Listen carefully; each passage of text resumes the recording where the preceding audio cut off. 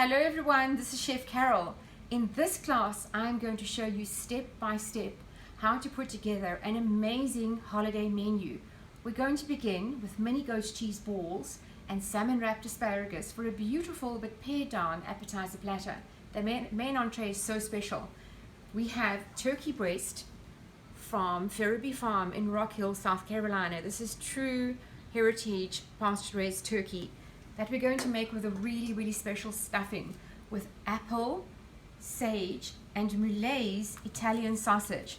Roulade is raised heritage pork, antibiotic, hormone-free, really as nature intended, and it's so delicious, making a very special stuffing.